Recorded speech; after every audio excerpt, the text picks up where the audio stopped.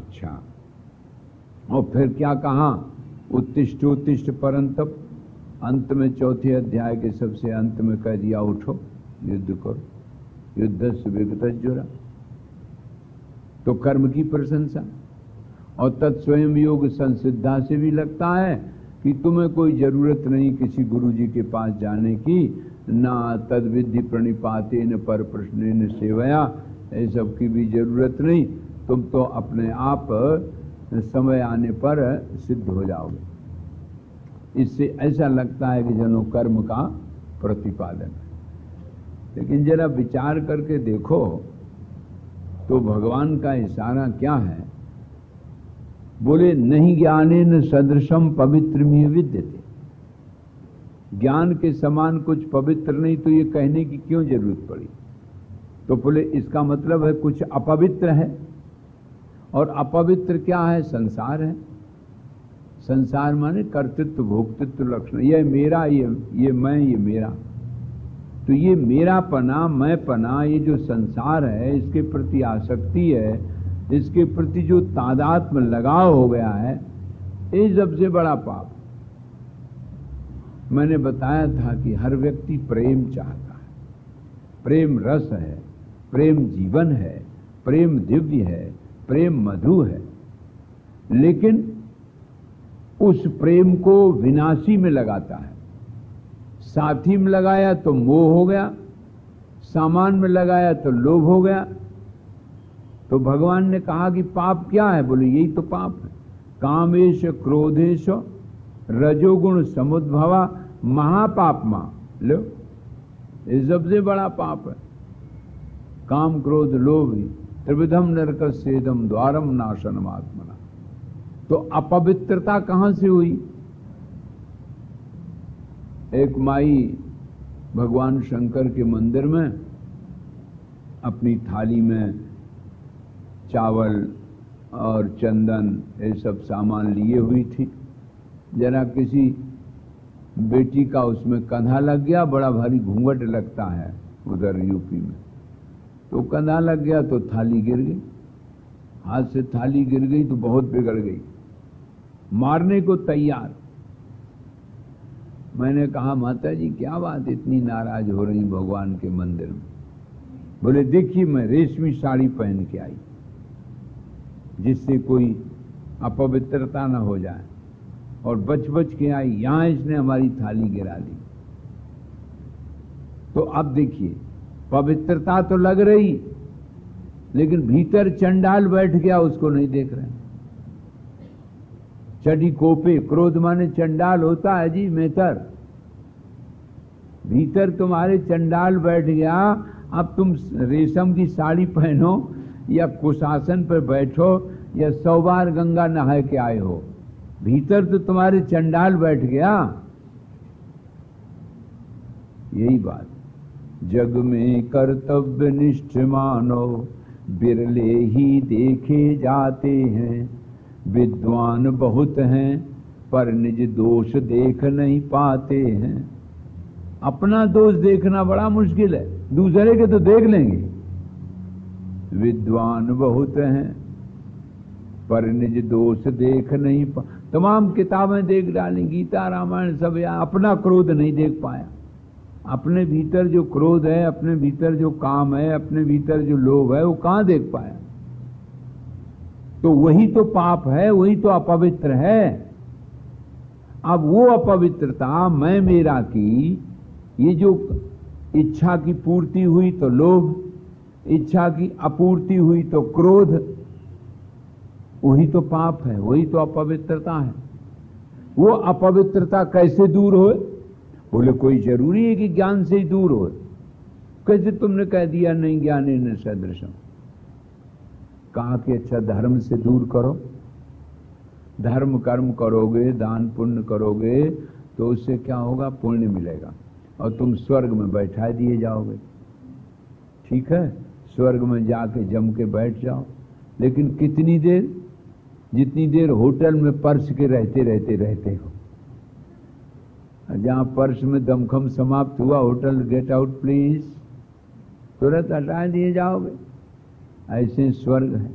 तो धर्म कर्म आप कितने करें, ये तो ज्ञान के साधन हैं। तीर्थ करो, कुंभ मेला जाओ, महात्माओं का दर्शन करो, ये सब तमाम करो। ये सब ये न समझ लेना कि ये ज्ञान है, ये ज्ञान के साधन है। तो ज्ञान के साधन से वो जो काम क्रोध वो तो खत्म नहीं हुआ। कुंभ में आपने स्नान किया और 101 डुबकी लगाई, कितनी लगाई जाती हैं उतनी सब डुबकी लगाई, और उतनी डुबकी लगाने से भी अगर ये अपवित्रता दूर तो नहीं हुई, वो तो बनी रही, क्योंकि देह तो धोया है और काम क्रोध तो भीतर है ना। अपवित्र वस्तु तो भीतर है, बाहर होती तो धुल जाती। तो तीर्थ से, कुंभ से, ये सब साधन हैं किसके? ज्ञान के। ज्ञान के साधन हैं जिससे ये तुम्हें होगा कि अरे भाई जरा हम भी तो देखें। अच्छा, तो धर्म गया। योग बोले समाधि लगाए कि हम ये अपवित्रता दूर कर लेंगे। तो जितनी देर समाधि लगती उतनी देर तो आप शांत चुप बैठे रहते हैं, और जहां समाप्त हुआ तहां एक महात्मा के पास हम गए, बहुत बड़े महामंडलेश्वर रहे। उनको कोई वार्षिक उत्सव कराना था, तो वो वार्षिक उत्सव जब कराते थे तो 18 दिन नीचे गुफा में रहते थे। तो 18वां दिन था उस दिन, तो बड़ी भीड़ थी। गुरुजी आज समाधि खोलेंगे, 18 दिन धरती में खुदे में रहे ये वो। हमने भी देखा कि आज अब तमाशा भाई।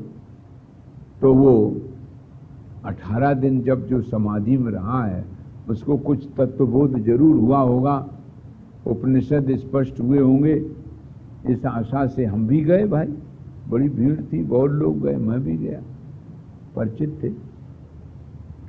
तो जब गुरुजी आए तो सबसे पहले घंटी बजी और जो उनका पीए मंत्री दौड़ के गया।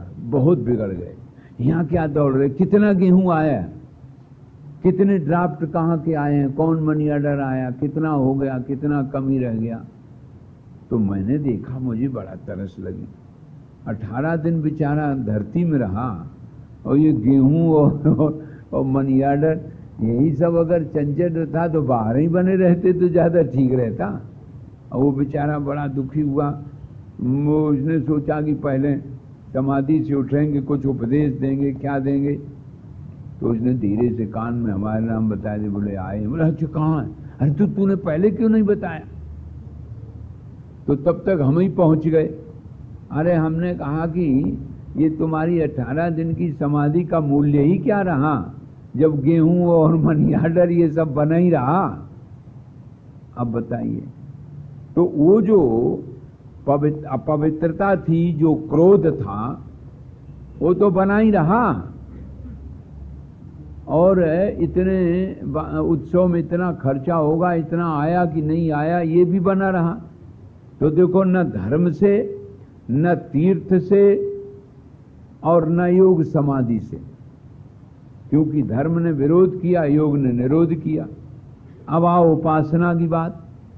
तो जिस देवता को तुम मनाओगे, भैरव भवानी को, उस देवता के लोक में तो पहुंच जाओगे, लेकिन वासना तो रही। एक ने एक देवता को प्रसन्न किया, वो अंधे थे, तो बेचारों को दिखता नहीं था, तो देवता प्रसन्न हुआ। बहुत दिन तपस्या के बाद देवता ने कहा एक वरदान कोई मांग लो भाई।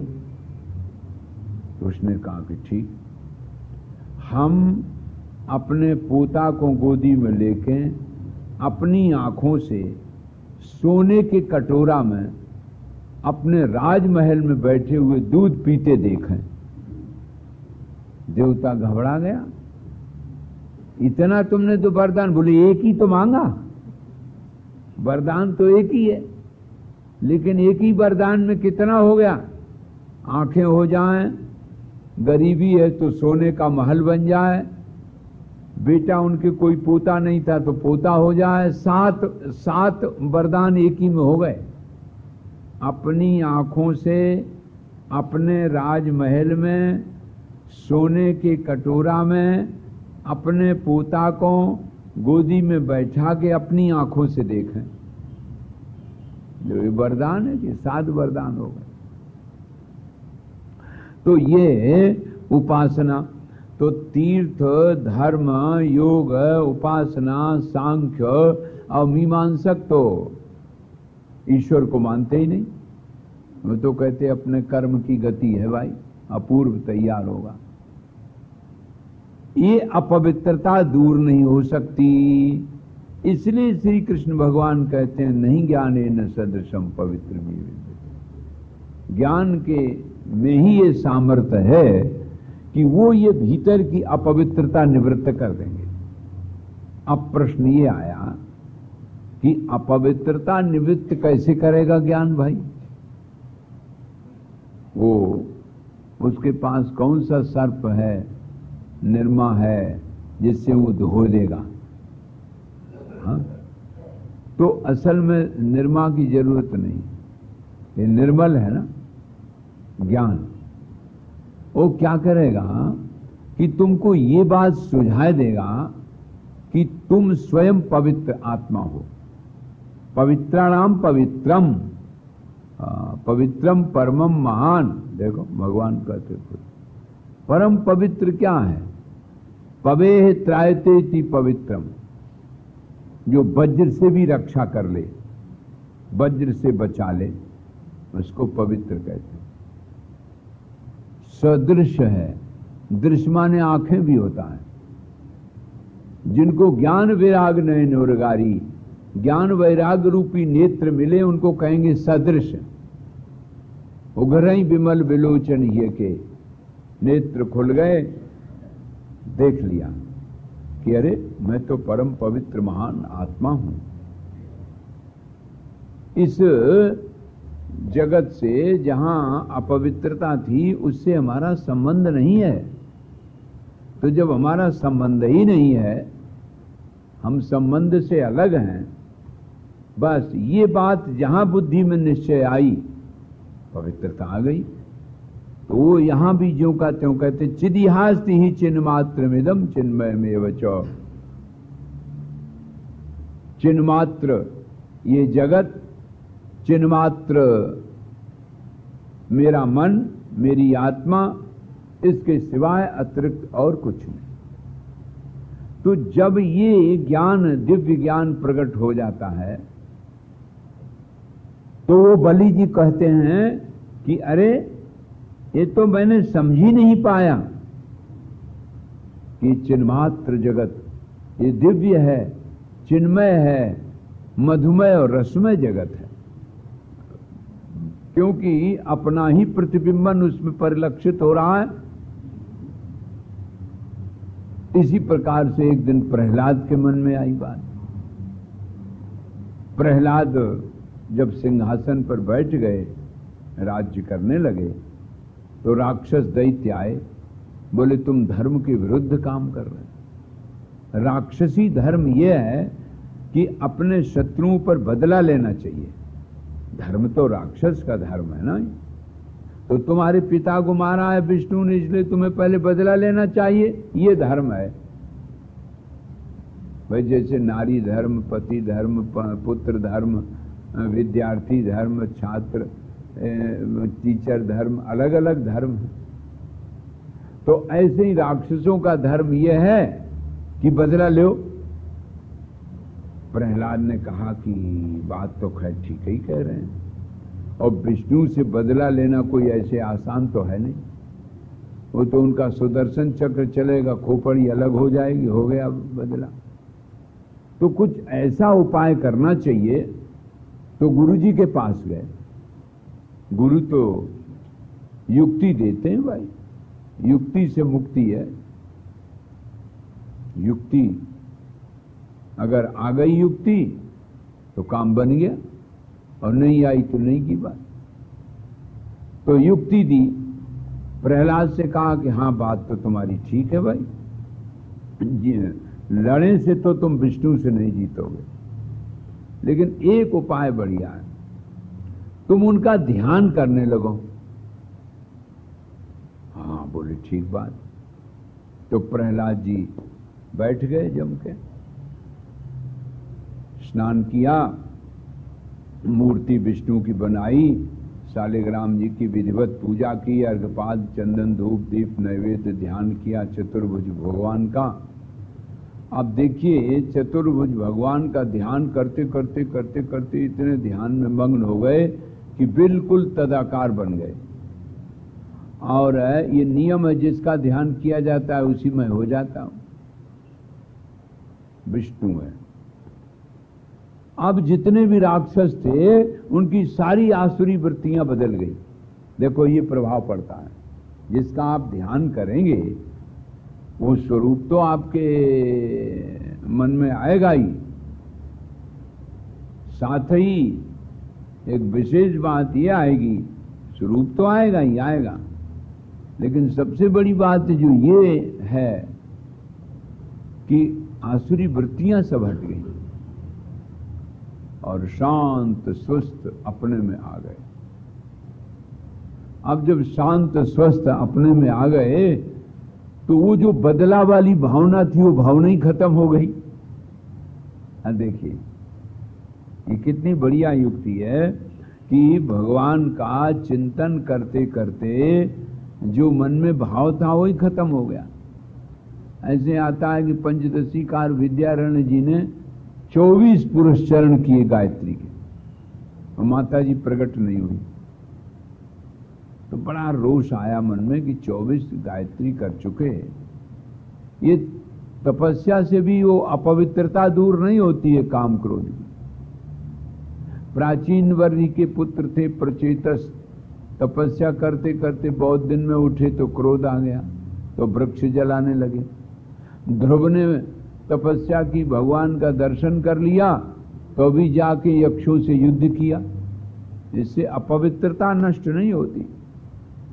अपवित्रता नष्ट केवल ज्ञान से ही होगी, जब आंखें मिलेंगी। सदृश, अदृश्य माने अंधा, सदृश माने नेत्रवान। ज्ञान विराग नेत्र प्रणव सारी बदल गए, क्योंकि वो भाव बदल गया जी। अब उनमें बदलेपन की भावना ही समाप्त हो गई। अब उठे तो आसुरी वृत्तियां सब समाप्त हो गई और सब जितने असुर थे सब धर्म कर्म में लग गए। अब देवताओं को फिर चिंता हुई, क्योंकि ये असुर लोग अगर धर्म कर्म करने लगेंगे ना तो फिर ये जीते नहीं जाएंगे, हमारी कुर्सी न कहीं छिन जाए। ये कुर्सी का बड़ा झंझट है ना, ये कोई आज के लिए नहीं, वो हमेशा से चली आई। कुर्सी को संस्कृत में कुरसिका कहते, कुत्सितम रसम करोति, कुरसिका कुत्सित रस करती है। एक दूसरे को छीनने का मन रहता है, हम छीन ले, वो करे हम छीन ले। जैसे कुत्ता नहीं आपस में लड़ते हैं कि हमें मिल जाए रोटी का टुकड़ा, हमें मिल जाए रोटी का टुकड़ा, इसी का नाम कुर्सी है। हर कोई इसी को चाहता है और इसमें ऐसी लेई लगी हुई है, जो बैठता उसी में चिपक जाता है, फिर छूटना बड़ा मुश्किल होता। और आप लोग जो यहाँ सत्संग में बैठे सो न समझ लेना, घबराना नहीं, ये तो असमर्थता की बात है। असमर्थता ये है कि भाई जिनके घोंटू में दर्द है या बैठ नहीं पाते हैं, परेशानी है। कुछ लोग तो शौकिया बैठते हैं कि जरा हमारा प्रेस्टीज जरा अच्छा लगे कि हम ऊपर बैठे हैं, और कुछ लोग तो असमर्थता के कारण खैर बैठते हैं। तो ये तो ईमानदारी की बात है, ये छिन न जाए। अब देवताओं को चिंता हो गई, अरे कहीं हमारा राज्य इंद्रलोक ले लिया तो क्या करेंगे। बृहस्पति जी के पास गए, बोले महाराज वो तो ऐसा ध्यान में लग गया कि सारी आसुरी वृत्तियां समाप्त हो गई दैत्यों की, और सब धर्म कर्म करने लगे। तो बृहस्पति जी ने कहा ये तो बहुत बढ़िया बात है भाई, धर्म कर्म करे, ये तो अच्छी बात है। बोले महाराज धर्म कर्म करने लगेंगे तो असुर प्रबल हो जाएंगे और हमारी गद्दी छीन लेंगे। फिर तो बोले भगवान से प्रार्थना करो, जाके दर्शन दे दें भाई, किस लिए कर रहे हो। तो भगवान विष्णु स्वयं गए और प्रहलाद को दर्शन दिया और प्रहलाद से कहा कि तुम बेटा क्या चाहते हो। तो चाहना तो उसकी ये थी कि विष्णु को परास्त करें, आप कैसे जीते जाएंगे हमें युक्ति बताओ। लेकिन जब भगवान पहुंचे तो भाव बदल गया। बोले महाराज मैं आपके स्वरूप का ज्ञान चाहता हूं। तो भगवान ने बताया स्वरूप का ज्ञान बताया नहीं जाता, ज्ञान का साधन बताया जाता है। स्वरूप तो तुम स्वयं हो, साधन जिसके कारण तुम्हें वो बात भूल गई है कि हम आत्मा ही हैं, हमारा जीवन पवित्र है, वो हम बात बता देंगे। और वो क्या है? बोले सबसे पहली बात तो है कि जगत में अनासक्ति होना। जगत में जब तक अनासक्ति नहीं होती है तब तक आत्मज्ञान नहीं होता। अपना ज्ञान नहीं होता तो सब सपना का तो होता रहता। ये आत्मज्ञान स्वयं विचार से उदय हो जाता है। तत्स्वयं योग संसिद्ध कालेन आत्मनिविंदति, भगवान कहते अपने आप विचार प्रकट होता। विचार करना चाहिए कि क्या विचार करें। बोले यह मैं और वह। तो यह जो संसार है, संसार माने सरकने वाला, जो चल रहा है, जो हट रहा है, मिट रहा है, छूट रहा है, घट रहा है, उसका नाम है संसार। तो उस संसार से हमें सुख मिल जाएगा क्या? ये इतनी बस सोचा। और वो संसार क्या हमारा साथ देगा? दो बातें। और इस संसार में हम हैं कि हम में संसार है? तीन बातें। इतना हम में संसार है कि हम संसार में हैं। अब कभी विचार किया? अच्छा तुम ही बताओ, तुम्हारे शरीर में मन है कि मन में शरीर है? बोलो, हिम्मत करो। शरीर में मन। अच्छा, अब संसार में आप हैं कि आप में संसार है? हाँ, अरे वाह, पाठशाला तो जोरदार है भाई। हमारे चिन्मय स्वामी तो आज सृष्टि जब से भई तब उत्पत्ति भई मोरी में है। जब से ये सत्संग शुरू हुआ, प्रेम कुटीर में, फिर भारतीय विद्या भवन में, फिर यहाँ, क्यों भाई तब से ही शुरू है। तो देखो अब, लेकिन एक बात है भाई, अब ये तो थोड़ी रटी हुई बात है। कोयल का स्वर बहुत बढ़िया होता है, आपने सुना था, लेकिन उसे कोई पालता नहीं, पिंजरे में नहीं रखता। और तोते का स्वर इतना नहीं होता लेकिन पिंजरे में रहा जाता। तो सुना था ना, कोयल अपने आप स्वर अलापती है भगवान के लिए, और तोता बेचारा अपने जो रोटी देता है उसके लिए दूध रोटी जो रटा है और रट रहा है, इसलिए वो पिंजरे में आता। जो दूसरे के लिए रटता है, रटाया रटता है, स्वार्थ से रटता है, वो पिंजरे में आता है। और जो अपने आप स्वच्छंद होकर के, स्वाधीन होकर के ईश्वर के लिए अलापता है, वो अपना स्वाधीन रहता है, वो पिंजरे में क्यों आएगा। इसलिए कोयल सुंदर है, स्वर बहुत बढ़िया है और स्वतंत्र